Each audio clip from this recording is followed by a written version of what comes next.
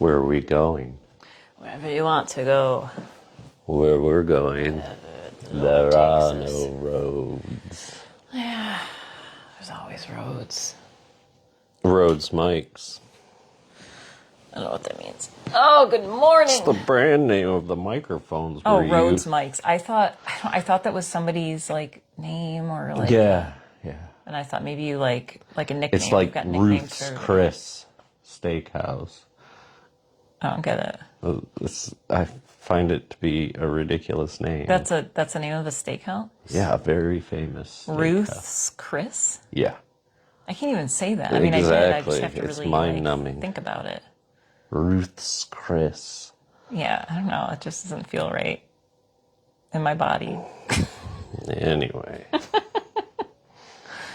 Good morning. Thanks for joining us. Oh, hey. Oh, what are we talking about today? Got water today. We're talking about Today. honesty. Honesty. With who, Paul? Honesty with ourselves. Hope you brushed your teeth this morning. No. So what are you thinking? I don't know. What are you thinking? I'm thinking that it becomes a problem in our lives from time to time where we lie to ourselves or we pretend that what is going on in our lives is ultra important or ultra meaningful. And it's fine for it to be meaningful and important to you, but we disguise it for others as if it's more or less. So we change, even though inwardly we may connect with a certain relationship to a situation, we may convey it differently externally. Yes. Okay, I'm with you. Why do we do that? Well, it's egotistical is really what it is. One of the best ways to look at it is if you're not being honest with yourself, then you're only placating your ego most of the time. Mm-hmm.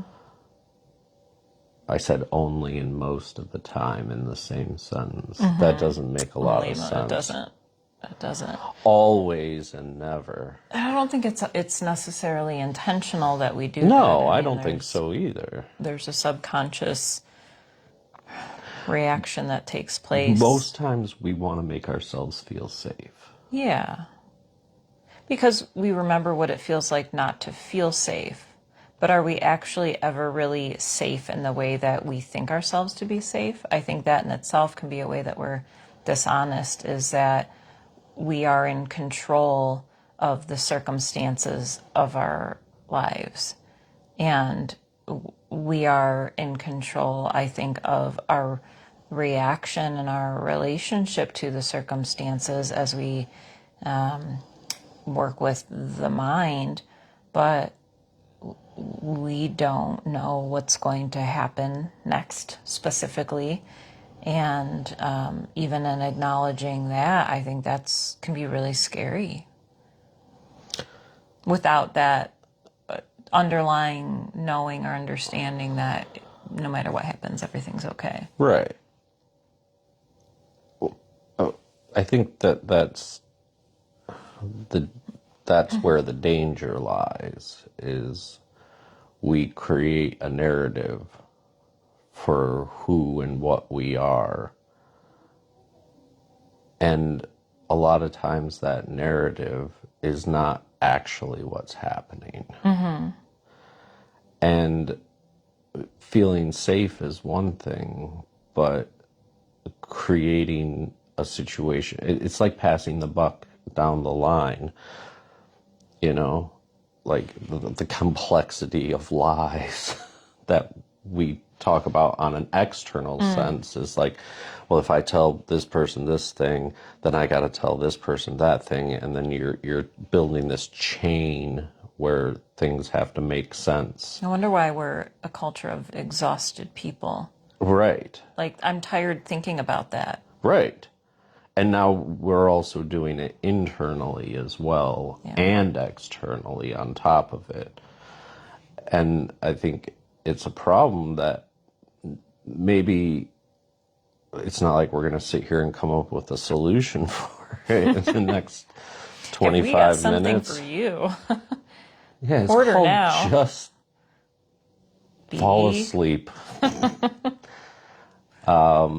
be here now. Here, that's a good slogan. We should use that for Ordinary Pioneer. Be here now. I've never heard anything like that We'll before. have shirts that say it. Never heard a song called that. Never heard a book title of that. None of it. No guy has ever said it. Nobody. Nobody. Yeah, I think you're the first. I am. I am. And I'm convincing myself of that. You see, it was 1962 when I developed this first time. Anyways, I don't want to lose track with what you're saying because I think you have a solid avenue for us to look at this, and the convincing that we have to do with ourselves and others to keep the story from changing. Yeah, but why aren't we changing the story? I mean, I think this seems to be a theme with what we talk about is that fear of change, which is stepping into the unknown and acknowledging that we don't exactly know what's going to happen next. Right. I don't care how psychic you are. I also think that there's a dopamine fix to it as well. Yeah. I was listening to this thing earlier about how we're always seeking the aha moment, and that becomes a dopamine addiction. Yeah. And it's because it holds us back, is what they were saying, is because when we have an aha moment, we go into this place of, okay, well, that answers that. And then we don't seek anymore. Or we will seek, but not for a long time. Things have to wear off. The dopamine has Which to it wear will, off. Right. because we're in a realm of impermanence. Right. So then there's always going to be more answers, just like then to necessitate the lies that we tell ourselves and others is necessitated by this dopamine fix that we're getting, is kind of how I was putting it together. Is like everybody wants validation. So if you tell a little white lie and you get validated for it, then you're going to keep telling that. And your mind validates you as well. So if you say to yourself, I'm going to go eat a cheeseburger right now, your body might be screaming, don't eat that cheeseburger. We don't want that cheeseburger. But your mind's like, hey, buddy, cheeseburgers can be just fine. Or I need the protein. And that's how addiction happens. Right. I was thinking of something similar the other day about chemical dependency when it comes to addiction to substances or like food, like sugar. We have a chemical dependency on sugar and drugs, alcohol. And also we have a chemical dependency in our thoughts as well, where we make these thoughts so much a part of our identity that we can't live comfortably without them. And so if we've lived a life that, well, I need to have a certain amount of income in order to be financially stable, and that starts to get challenged, the mind's going to freak out and the body's going to freak out because we're chemically dependent on a certain structure of financial thoughts of financial stability. And so, but the truth is, as I see it, is we are always sourced with what we need, and it doesn't always come in the form of bills and coins, but we have everything that we need. And so if we become aware of the chemical dependency within certain thought systems and start to break away from that, then that's when the rewiring of the mind starts to happen. And it can be a very uncomfortable process, just like it would be detoxing from sugar or alcohol or any other chemically dependent substance. But then once we break free from that, we no longer need these thought systems to provide this illusion of living, of reality, and we can relax. Because how, like, if we are so structured in our mind to think that I have to have X amount of dollars in these savings account and all of this in this percentage in order to feel safe, well, what happens if the house burns down or like unexpected things happen or The dollar we get really collapses. sick or we're not in this world where we can control the physical. And so then what? Like, we spend all this energy trying to keep the story alive because we're dependent on it. Yet when it eventually collapses, we freak the heck out. Well, that leads me to another thought too, is that if, you know, we create our reality, but others create their reality as well. And those are the things we strive to control, is other people's realities. Are we only safe within what we create? And then the question becomes, what are we creating? Are we being honest about what we're creating in our lives? Or are we just creating things to look like what others have created so that we can fit in? Or are we seeing that others have a different reality than us and we paint theirs as wrong and ours as right? Right. And that's kind of seems like what we're witnessing right now in the collective is realities are clashing. Well, yeah. But if you go to each person individually, for the most part, the reality that they want to live in is far different than the reality they live in, and or the reality that they're creating. And it's because the reality they live in is simple, and we want complex because we're, I guess, taught that complexity is normal. Like, life is hard. You know, how many We're times supposed do to you be hear stressed that? out. Right, yeah. But we outwardly say that our reality is the same as group A or group B. It doesn't matter. We outwardly say that so we can fit into that collective reality. And that's a lot harder than developing our own Yes. perspective where we are singular in that and seeing things and honoring, like there's a beauty in seeing things within groups. You know, we do that here. We have a collective vision here. And also we honor and bow to the individual perspective of each community member because, like, I can't see everything from my perspective. You know, I mean, that's overwhelming for my level of consciousness right now. Work on it. So I am. So I look to other individual perspectives to help me get to that place of more open consciousness. But I that think takes a lot of humility for us to lay down our ego and be honest in that we don't know everything and we're not in control of everything, and we need that interdependency with our community to help us see from multiple perspectives. that is a way to look at it. But also, I think what I'm trying to get at with that is we already have that understanding of what consciousness is within us.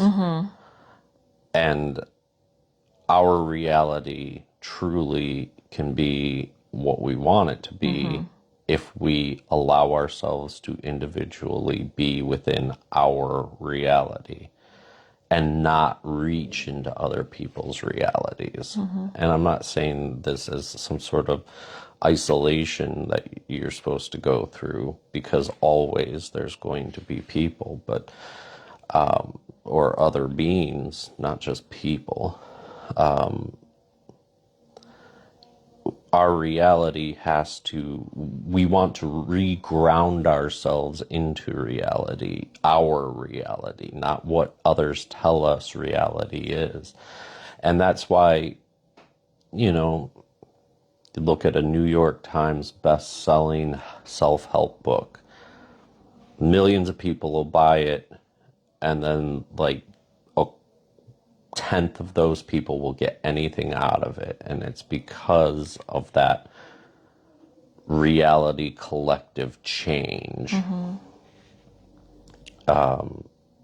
It's hard for us to go back within and really design our life for what it is. And I don't mean design your job and all the three-dimensional stuff, but design who you are at a soul level.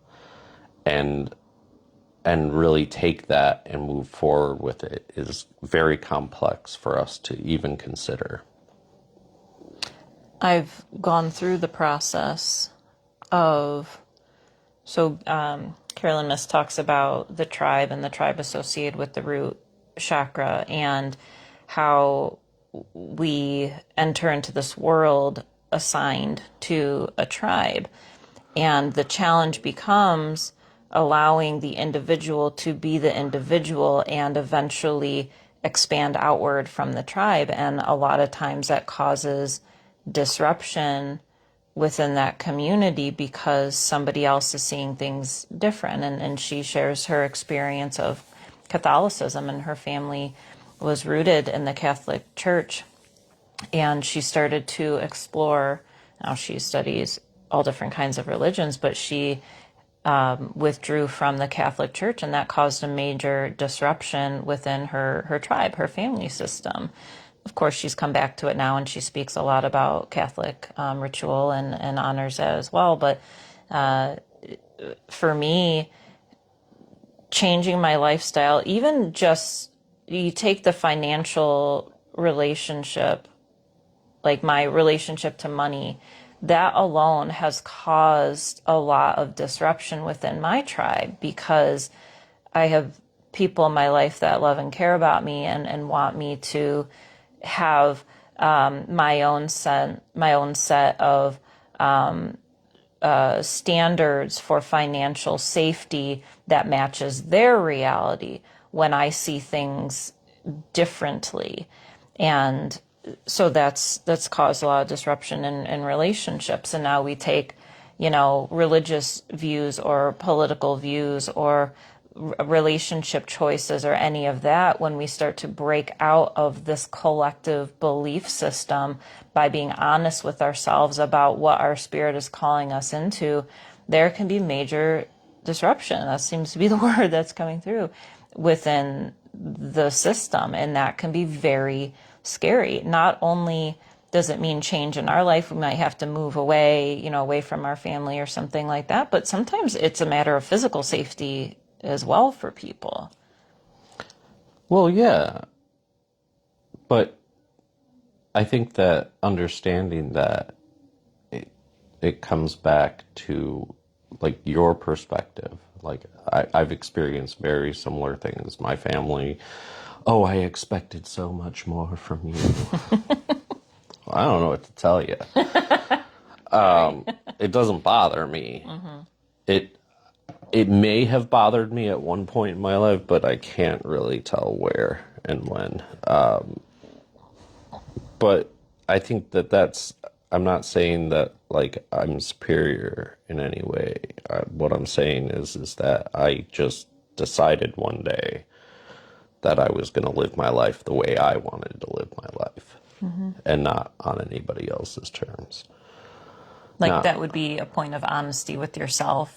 Like, did you feel like you were honest with yourself, but not No, I but think didn't take action on that? Or were you just like honest and then you're like, oh, okay, I want something else? I think it was terrifying more than anything, but um oh boy, perfect timing that one.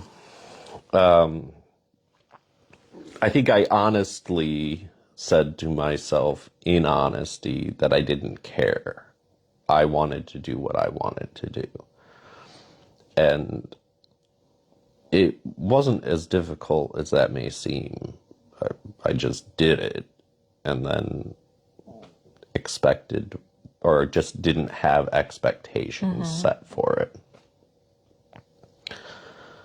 And it's not like I went into this work thinking I was going to get rich. Like, I'll show them. I'll show them. I'm going to just sit in front of a phone and talk about stuff. And all of a sudden, they're going to be eating their words that you can't make a living. It's like, it goes back to the old thing about like, well, I want to be a musician, but my parents said you have to have a degree to fall back on because not many musicians make it. Or magicians. Or magicians, for that matter. That's the route I wanted David to Copperfield's the only one. Yeah, he's it. But yeah, that wasn't the intention. The intention was just to be happy, you know? I noticed for myself that when I started to see where I wasn't aligned with where my spirit was calling me into, and I started to I would create this narrative that like, oh, everything's fine. You know, I could stick it out at this job or in this relationship and things will get better. Like, watch, they'll get better. My body started to literally deteriorate. And that was the cost of resisting what reality was revealing to me. It's not, I think we think that, like, looking at this scientifically, if a new stimulus is inserted into an environment, the environment is going to change it's going to respond either to accept or reject that new stimulus. And we can't help but scientifically feel that shift taking place. But we get to decide to resist what is moving us forward, and there's a cost to that, or prepare ourselves in the meantime until that shift eventually draws us into a new environment. And I resisted for a really long time, and I got really good at convincing myself for many years of all different kinds of things, and I still am. I mean, there's still things that I'm not yet awakened to within myself, and they make me sick. And I know because they come to the surface, I'm like, I'm not feeling well. I'm like, okay, well, what am I not being honest with myself about? What am I compromising?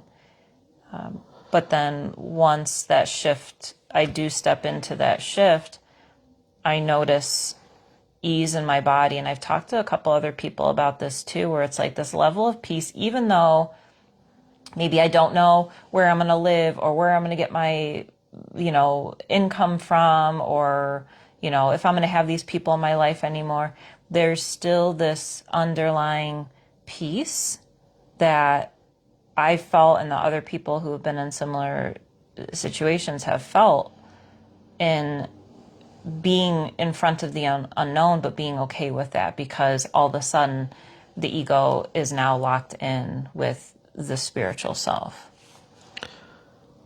Yeah. I think also, like, just for another example, is like, how many years did I spend door dashing to telling myself that that was the only way I could do it because it allowed me the freedom and I would never make that much money somewhere else. Mm-hmm. But then when I quit doing that, I was much happier. Mm-hmm. It's less time. I got a part-time job and it just adjusted my way of spending and everything was fine. Like, that's what doesn't make any sense is why we set ourselves into something that even we know is wrong for us.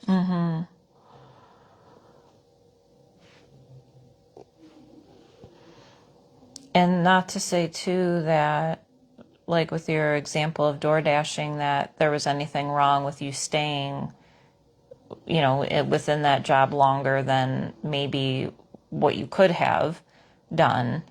Because I think sometimes we need to feel that pressure, feel that pain, feel that discomfort of resistance in order to experience the contrast on the other side.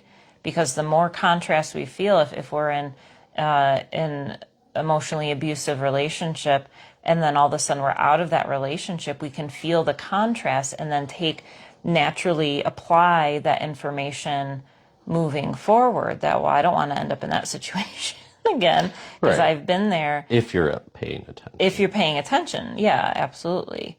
And that's the people that don't, that are in maybe emotionally abusive relationships, and that relationship ends and they bring in another one, is because they're attached to that reality, whatever it is, that whatever story that's created. I'm not worthy to have a partner. I don't know any. There's no other kind of partner that exists out there. deserve Yeah, I'm punishing myself for this. It's my repentance. My repentance. Yeah, like it's, we create all of these stories, and my teacher said to me recently that nothing of the thinking mind is real. And I just was like, whoa, like, okay, because when I'm in meditation and not focus on the mind and simply in the presence of the universe, I could feel everything. I could, and I can't speak of it. I can't explain it. It just is. It's this experience, and I don't need the thinking mind, and I can't use the thinking mind to get into that place, because it's the thinking mind and the stories of the mind that are separating me from realizing that I'm already in that place. Yeah. It's the importance of meditation. Right. The thinking mind, his only job is to verbally interpret what you see around you. Mm-hmm. And what you see around you is all illusion. Yeah. It's a part of the human experience.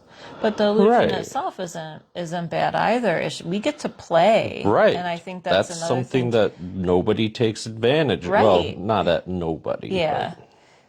And I definitely don't all the time too, but like we get to play in these human bodies with all these senses and challenges and wonders of this realm while we're here. And we don't have a ton of time to do that. And so are we going to spend this life worrying about what other people are going to think about us, or convincing ourselves that something isn't what it actually is because we're too scared to trust the unknown? There's so much that we can experience in this one life alone by just letting go and being honest with ourselves and allowing spirit to move us into all these really incredible experiences. There's Like cheeseburgers. Sure. Okay. But there's definitely a contrast between how I experienced Helena to be 5 years ago, 10 years ago, and today. Yeah. I'm much more relaxed and enjoying my life. And, I have really beautiful relationships and people that say I love you all the time without hesitation. That's really great. I'm enjoying that. Cool. I enjoy my life as well. Great. Gotcha. We did it, bro.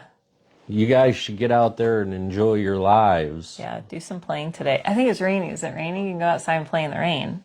And if you're not enjoying your life, don't be afraid to check in and see if it's authentically and honestly what you want. Blah. Is that the noise you're making? It's. Bleh. I notice I make noises. I don't know if sometimes I'm totally contradicting what I just said. Sometimes I get self-conscious about the sounds that I make. I'm like, I wonder if I make too many noises. Because I'll go, I just feel it in my body, and then I express it like, or like somebody says something. It's like in my heart, I'm saying hallelujah, and it's like, That like- baked potato with sour like cream a- and bacon. I was saying more like masticholi or I don't know what you're. Parmigiano cheese and Pizza. anyways. We love you all.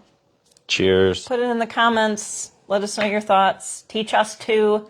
We're just here kind of playing around, talking about things, but we want this to be a community effort. So please share your wisdom, what you've learned, and hit the like button, hit the share button, invite people to our page, and Just talk about it. on YouTube, please subscribe to us, and that'll help us grow the community. as Walk well. down the street, say, "Did you catch the show this morning?" And they'll be like, "What show?" And then you get to tell Did you check them. the Opes? Yeah, did you check out what the Opes were up to We this need morning? we need T-shirts that says Opes.